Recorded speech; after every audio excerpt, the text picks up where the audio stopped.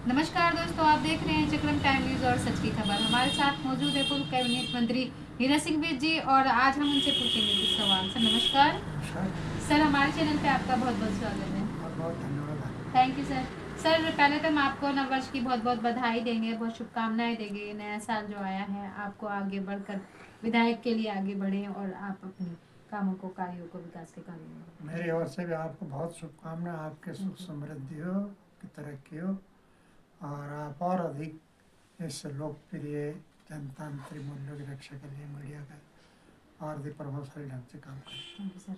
Sir जिस तरह से देखा जा रहा है नव वर्ष शुरू हो चुका है, सन 2026 चल चुका है, तो किस तरह से आप पूरे देशवासियों को, प्रदेशवासियों को और अपने क्षेत्रवासियों को नव वर्ष की, लोहड़ी की, मकर संक्रांति की और गणतंत्र दिवस की शुभकामनाएं देंगे। हाँ, मैं अपनी ओर से पूरे प्रदेशवासियों को, देशवासियों को गणतंत्र दिवस की, नए साल की, लोहड़ी, मकर संक्रांति सबकी बहुत बहुत हार्दिक शुभकामनाएं हो। तो प्रदेश में शांति रहे, विकास करे, स्वस्थ रहे और नौजवान पीढ़ी को भगवान शक्ति दे। वो आने वाले समय में देश और प्रदेश के विकास के लिए उनको आगे बढ़कर काम पर और नैतिक जिम्मेदारी को वहन करें। सर हम आपसे जानना चाहेंगे, जिस तरह से देखा जा रहा है कांग्रेस में एक नई वो दिखाई दे रही है, अंकिता भंडारी का केस फिर से खुल चुका है। क्या लगता है आपको, जिस तरह से धरना प्रदर्शन हो रहा है और जगह जगह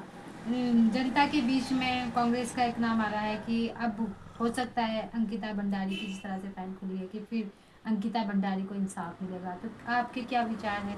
क्या लगता है कि वाकई इस सन 2027 से विधानसभा के चुनाव से पहले जो ये मुद्दा है अंकिता भंडारी का, उसको न्याय मिलेगा? उसके केस में क्या विचार है? ये बहुत ही दुर्भाग्य है कि उत्तराखंड में देवभूमि में जी अंकिता भंडारी की जिस तरह से निर्मम हत्या की गई जी और उस केस को बीजेपी सरकार ने दबाने का प्रयास किया। जी जो मुख्य अभियुक्त है, जी जिसने न जाने क्या क्या अत्याचार अन्याय उसके साथ किया, जी वो आज भी पुलिस की पकड़ से बाहर, और पुलिस कार्रवाई भी नहीं कर रही क्योंकि जानकारी मिली है कि वो बीजेपी का एक सक्रिय कार्यकर्ता है, जिम्मेदार नेता है बीजेपी का और दिल्ली तक इसकी अप्रोच है।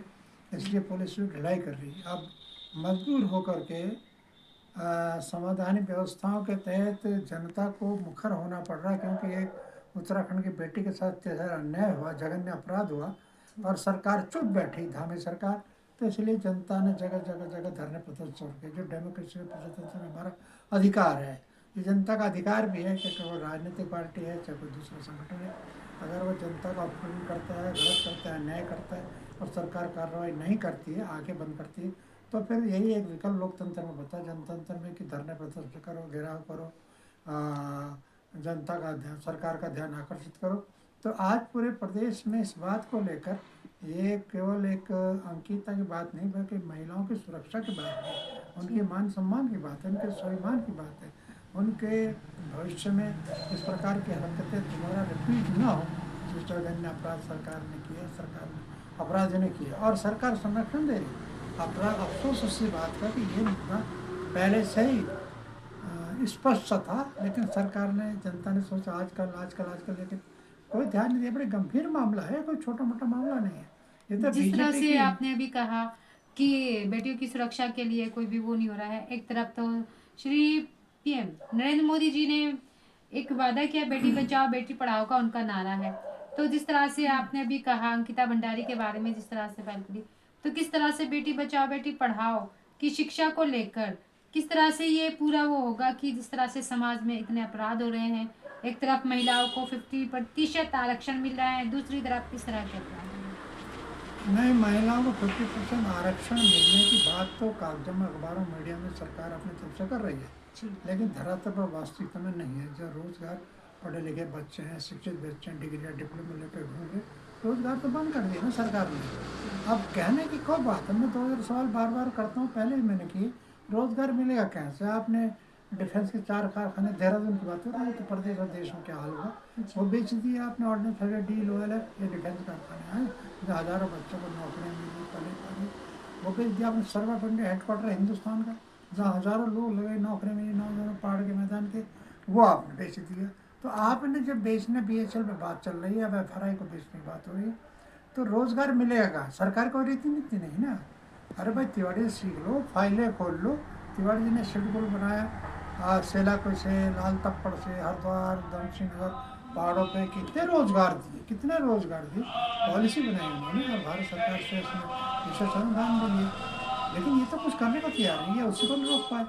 वो जो शेड्यूल जिस तरह से इंडस्ट्रियल आप एरिया था वो अब बंजर पड़ा है, खाली हो गया। जहाँ शाम के टाइम छुट्टी टाइम 1000 लोग चलते थे, छुट्टे थे, नौकरी सुबह को आते थे, तो उसमें भीड़ भीड़ रहती थी। आज सन्नाटा है, बिल्कुल सुनसान जिस हो तरह रखा से है। आपने भी बताया कि पहाड़ों पर रोजगार दिया, तो सर अगर रोजगार की बात करें तो पहाड़ों पर देखने को मिल रहा है कि एक तो शिक्षा और स्वास्थ्य के लिए वहाँ बहुत ज्यादा दिक्कतें आ रही है।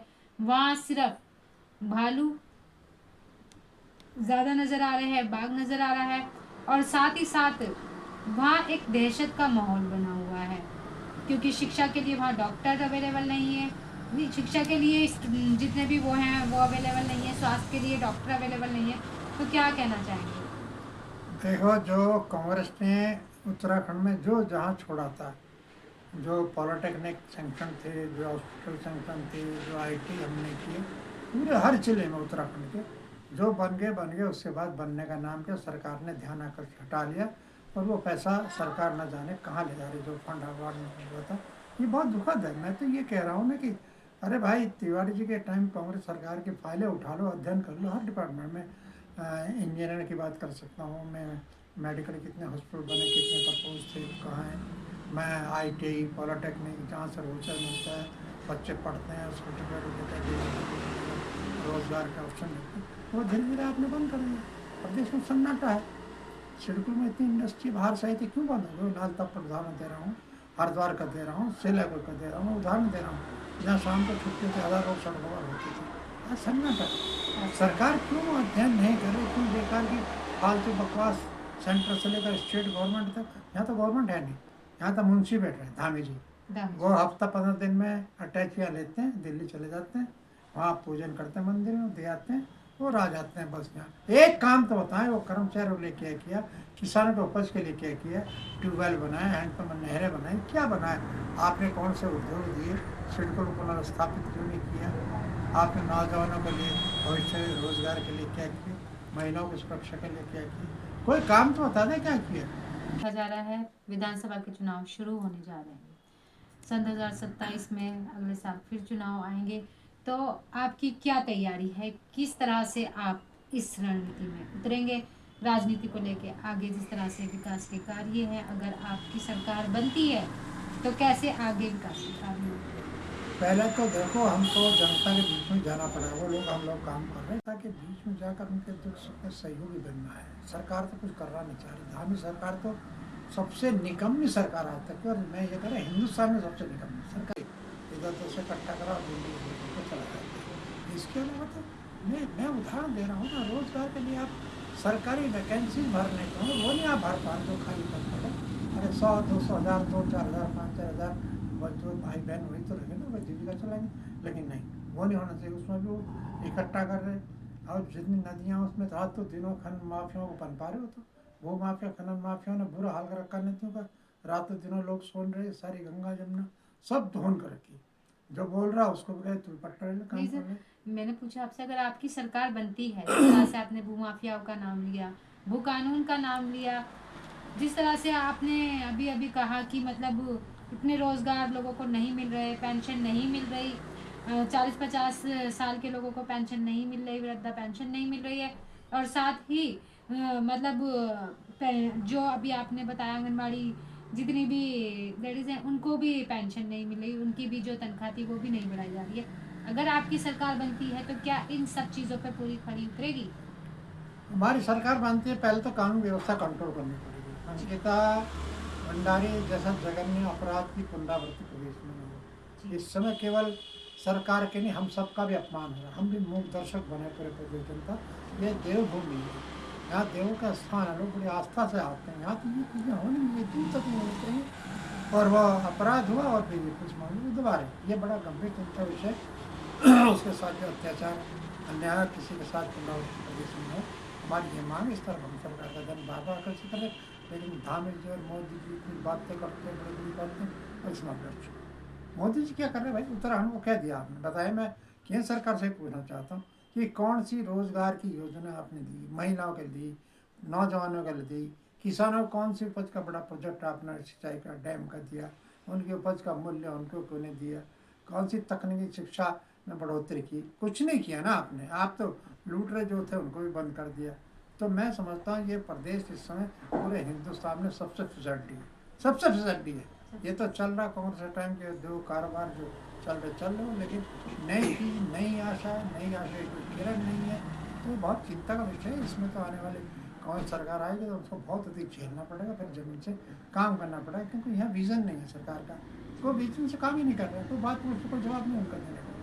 तो ये तो बहुत चिंता का विषय हमारे सामने है, कांग्रेस सामने। हम तो फिर भी सहयोग कर रहे, कोई ऐसा सरकार का बाधित नहीं कर रहे, लेकिन मजबूरी है, धरने प्रदर्शन आंदोलन शुरू करने पड़ेंगे। जनतंत्र में हमारा अधिकार है, प्रजातंत्र हमारा अधिकार है। नहीं तो कल आने वाली पीढ़ी कहेगी कि आपने क्या किया, आपने आंदोलन क्यों किया, धरने नहीं किए। अब तो कांग्रेस से गिरफ्तार है देने जाए, बस सिलसिला हमको शुरू करना पड़ेगा। अगर इस सरकार के यही निकम्मापन रहा और प्रदेश को तबाही के कगार पर ले जा रहे, तो बड़ा चिंता का, बहुत ही गंभीर चिंता विषय। और न जाने भविष्य में न करे भगवान ऐसा अंकिता भंडारी जैसे केस उसकी ऊपर ना पड़ती हो।